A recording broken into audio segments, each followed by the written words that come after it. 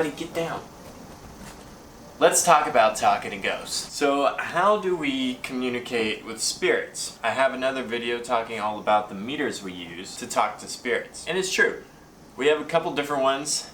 The ones we like to use the most are the REM. This one here, just because it's so sensitive. And you can just put it... We like using the REM. The K2's probably... The K2 is more well known, and it's been used forever by investigators. I think this one is probably one of the favorites because it's just this quick, easy response. So you would ask a question on this, and obviously you can only do yes or no questions. Same thing with the REM pod. The way you talk to these spirits depends on what kind of spirit it is. If it's a child, then you want more of a child-like tone, and it'd be like, "Hey, you want to touch the green light for me? Green's pretty cool color. Why don't you just touch the green light for me, and then we'll go from there." How we do this is we'll ask a question first, like, is there anybody here with us? And then if this thing starts beeping, and this starts beeping, then we know that there's somebody around. Then we would ask them to step away, and then we would ask the question again, is there somebody here with us? And then it starts doing this, and you're like, okay, step away real quick. And then they step away, and then they step away.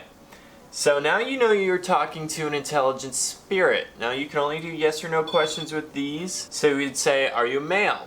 You wait about 30 seconds, and then you ask if you're a female. And then if it lights up when you say female, you would ask it again. Are you a female? Are you a lady? Are you a child? And can you stop? Cool. They'll light up according to what you're asking. That's the deal with meters. That's how you talk to spirits. Give me 1 second, I'll be right back. If one, you're just getting into ghost hunting and you can't afford a meter, I'm just gonna go ahead and turn these off. Can't afford a meter, or you're just not sure about them yet, or you're just not sure about becoming a ghost hunter and putting all your money into this, you can start off with flashlights. Now I know this isn't your everyday flashlight, but it is a little light. It lights up. And this one's good. Actually, all the flashlights are good if you just barely twist it to where the littlest bit will light it up. So there's that, and then you just want to twist it just enough. Okay, so now it's off. You'd ask a question like, if somebody's here, can you touch this light? If you got it twisted enough, and you would just do this with the head of a regular flashlight, you can get it to where whenever they touch it, it'll turn on. Which I'm having trouble with right now. But that's what I started with, was using a flashlight. And that's, you know, I've grown from there, but, you know, I always use that as my method of spirit communication. Another way to talk to spirits is a recorder. Now it doesn't have to be a fancy recorder, it could actually be your phone recorder. If you go to your apps and you download WavePad, Sound Editor is really good. Also for the computer, it's a free trial, but it's a good sound editing software to start with. In fact, I still use WavePad. So you would turn this on, and you would set it there, and you'll ask a question, is there somebody here with us? At this point, everybody should stop moving. Everybody needs to be quiet, no whispering. If somebody's gonna talk, make sure they talk full voice. You don't want any whispering that can contaminate this. Now, a lot of people ask, why do we do investigations at night? One of the main reasons is sound contamination. You don't want cars and people outside messing up your noise. You don't want it picking up other people talking. You don't want it to pick up people talking at all.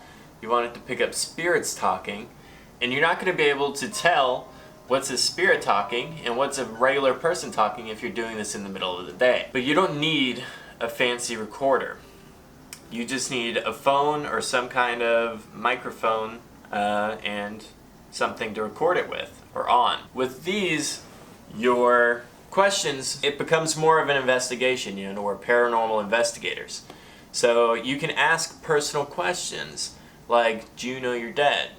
Or what is your name? And how did you get here? How did you die?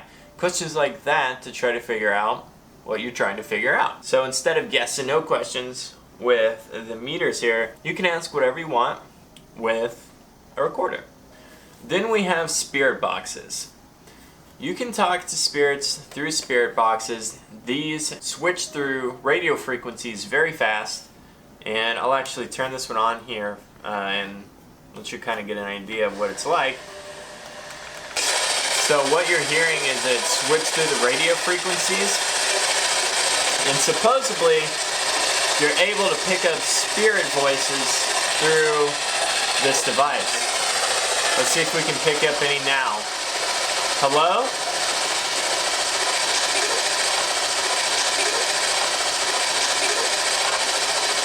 Yep, it's me.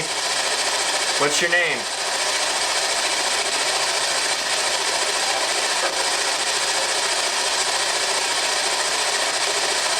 Is there someone here with me?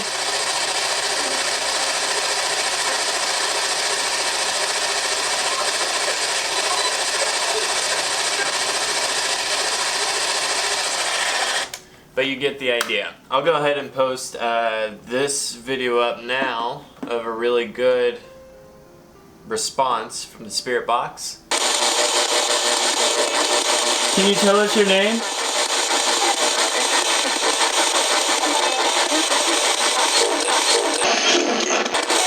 Satan? Just so you know, that spirit was just trying to scare us. That wasn't a demon or anything demonic.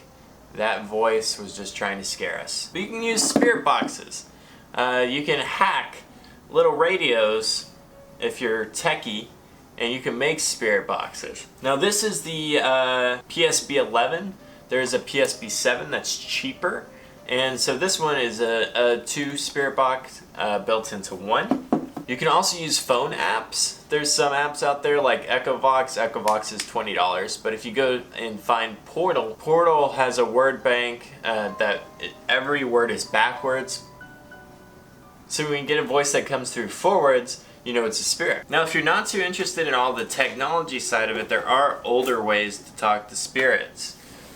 These are pendulums, and what they do is, this one is hollow, so no wind will push it around or whatever, it keeps it still. And what you just do is you center it and make sure it stays still, and then you start asking questions. Is anybody here with me? And whenever the pendulum starts drastically swinging, you know that you're talking to a spirit. This is a really, really old way of doing this, but it might be your preferred way if you enjoy that.